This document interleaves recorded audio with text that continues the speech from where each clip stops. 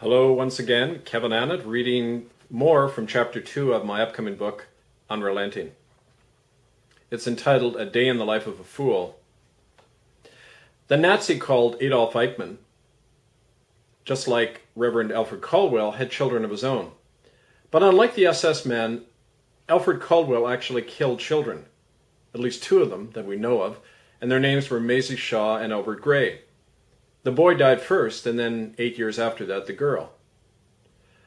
Reverend Alfred Caldwell arrived with his family on the west coast of Canada in the fall of 1935 after 2 stints as the principal of United Church Indian Schools in Manitoba. He was given the job of cleaning up the Ahousaht Residential School after his predecessor, a man named William Wood, created a public relations nightmare for the United Church when he spoke to the press of finding, quote, ghastly and murderous conditions prevailing when he'd arrived at the school. Mr. Wood lasted 6 months and then ended up where even tranquil truth-tellers go. Alfred Caldwell, on the other hand, was a company man, the kind of Eichmann-like efficient bureaucrat who sees systems and not human beings.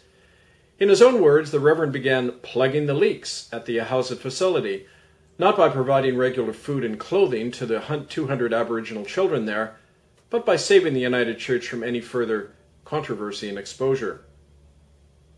He was an angry man. One day, 3 years after his arrival, the clergyman caught a 9-year-old Indian boy named Albert Gray taking an unauthorized prune from a jar in the school kitchen. His hunger cost Albert his life. He never knew what hit him, describes Archie Frank, who saw the beating. Caldwell beat the shit right out of him. Then he let him bleed to death in his room. Archie Frank, the witness, died as well, conveniently for some, just before I was to interview him in 1999. But his words, and those of another witness, Stanley Sam, had found their way into the Vancouver Sun newspaper soon after I was fired for doing what William Wood had done. Stanley Sam described, Albert's mattress was crawling with maggots when we found him dead. He'd never been treated or nothing, just left to die. We had to bury him out behind the Ahousaht school one night, and Caldwell said never to tell anyone or we'd end up just like him. Well, the plague rewards its own.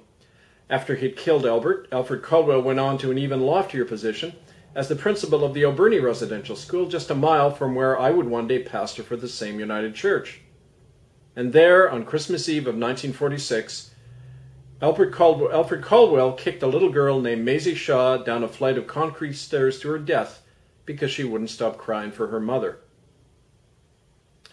I came to know the sole eyewitness to that murder in December of 1995 at a protest over my firing from the United Church that I had convened outside its general office in Vancouver. The witness's name was Harriet Nahani, and one day her association with me would cost her her life as well. Harriet was an odd woman, perhaps because she had known Alfred Caldwell too well.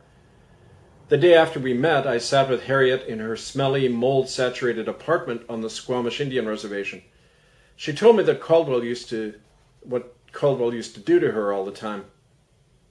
The principal never spent much time sitting in his office or pushing paper. He had to know everything going on among his little brown charges. That included Harriet, especially since she was the daughter of a traditional chief, and that was a problem to Alfred Caldwell and many. Harriet says, he always singled me out for rape. He'd invite in some of his friends to watch. Every night for months, for years. I can't remember, I lost track. At least they never put me in that electric chair of theirs in the basement. Harriet had hard and unyielding brown eyes that took no notice of me or anyone. She was as likely to turn on you as smile at you. She drove one of her own daughters to suicide, she claimed, and it was all of Alfred Caldwell's fault, she also claimed. Those were the heady years when Harriet Nahani and I began rallying the first of the survivors of the Alberni School to go public and sue the United Church for their injuries. We were the first. We went from victory to victory. The church went into a tailspin panic because they knew that everything we claimed about Caldwell and those like him was absolutely true. And the media at the time was eating it all up. That's one of the odd things about the plague's offspring. We don't recognize ourselves right away. Canadians stared at the evidence of their own homegrown genocide and murder and torture without heart or remembrance, as if it was some exotic tale about another group of harsh, pale people. But that couldn't have been us who did those things, I saw in their eyes. After all, Adolf Eichmann had 4 sons of his own, and he made a point of playing with them whenever he was home on leave from Auschwitz. The lawyers stepped in quickly, of course, like the ancient priests of Canaan who transferred the sins of the people onto the chosen and then banished sacrificial goats, and who even resorted to the occasional sacrifice of children to satiate the crowd. Arthur Plint was offered up to the crowd. He was a low-level dorm supervisor at the Alberni school who raped the boys there. He went to trial and got 3 years and was out in 2. The plague stepped back just then in the spring of 1998, maybe to watch what Harriet and I would do next. All during those years after the plague destroyed my marriage, my second-born daughter Eleanor spent her nights crying herself to sleep.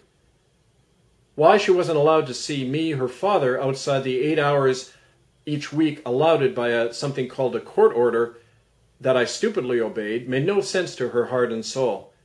Children only have their tears, and back then I had nothing left but obstinacy. Tears were comfort but no defense for either my daughter Eleanor or Maisie Shaw, who was killed by Alfred Caldwell. The boot descended anyway. Harriet and I spent many nights talking about Maisie Shaw as the newspapers announced that everything was better now. But where was Maisie buried? And what about all the other innocents who were snuffed out?